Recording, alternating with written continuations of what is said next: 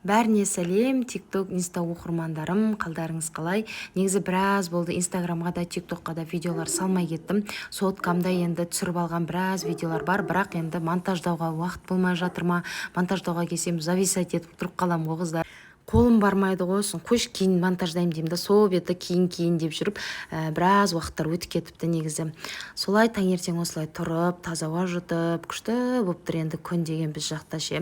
Бетім деген таңертең тұрсам ісіп кеткен ғой көздерім. Еще бізде енді ремонт басталайын деп жатыр. Біздің бөлмеміз, спальный және де атаның бөлмесіне кішігірім енді бір ремонт жасасақ па деп ойлағанбыз енді өзіміз. Сонымен енді натежно істетейік деп ойладық. Біресе істетеміз, біресе істетпейміз, әктеп қоямыз деп сол беті осылай натежно істететін болып шештік. Ол кісі ерте келіп алып, осылай өлшемдерін өлшеп, қазір жарты сағаттан кейін келеміз деп кетті. Оған шейін бөлмелерді босатып қойыңыздар деді.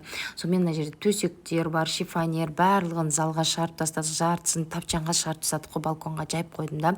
Сонымен атаның да бөлмесін заодно сразу обойларын бәрін зырылдап отырып жыртып тастадық. Мінекей дайын қылып қойдық та. Натежной қоятын балаларға барлығын дайындап қойдық. Өздері уровень келіп өлшеп, жаңағыда осындай ағаштардың барлығын бірінші қадап қағып кетеді екен, одан кейін барып уже натежнойды жабыстырады екен.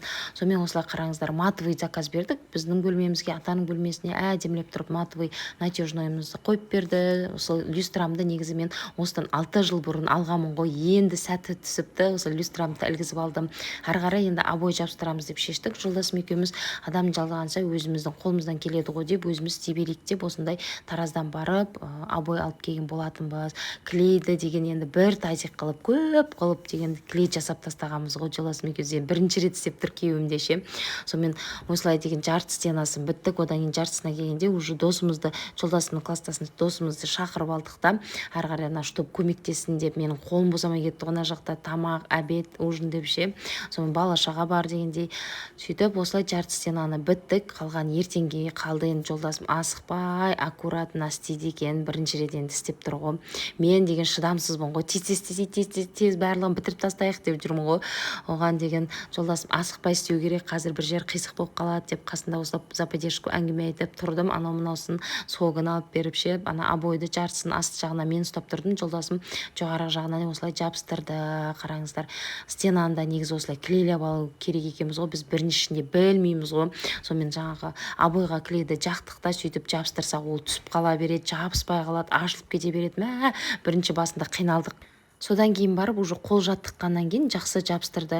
Негізі адамның қолынан келмейтін нәрсесі жоқ қой, просто анда-санда пенде болғасын ерінеміз, жалқауланамыз, қойшы қолымнан келмейді деп жатамыз ғой.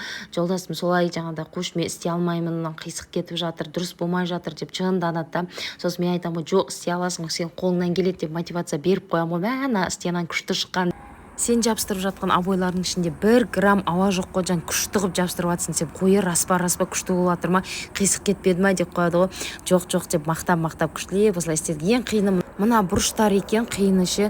Жоғарыға көтерсек төменге жетпей қалады, төменге тартсақ жоғарыға жетпей қалады. Әрең дегенде осылай жабыстырдық қой. Ал қыздар, біздің бөлмемізді көруге дайынсыздар ма? Өзіміздің қолымыздан жасалған ремонт. Мінекей кішігірім болса да осылай әдемі қылып бөлмеге уют кіргізіп қойдық. Мына жерде енді гантельдердің барлығын өзі жабыстырып шықты. Енді бұрыш-бұрыштарын да келтіру керек екен ғой бұның. Дадам, қараңыздар, күштілеп тұрып обойын барлығын жасап, свежий қылып қойдық қой. Натежной бар. Барлық заттарды жаңартып алдық, перде алдық, мына жерге карниз, мінекей мына обой қатты өзіме ұнады. Әдемі хамелеон цвет болып тұрады өзгеріп. Қараңыздар, бағалап кетіңіздер, комментарияға жазып кетіңіздер. Негізі ремонтты өздеріңіз жасайсыздар ма, немесе адам жалдап жасатасыздар ма? Біз енді қолымыздан келгеннен кейін кішігірім осылай жасап қойдық. Енді сіздерден қолдау күтемін, бағалап комментарий жазып кетіңіздер. Енді атаның бөлмесі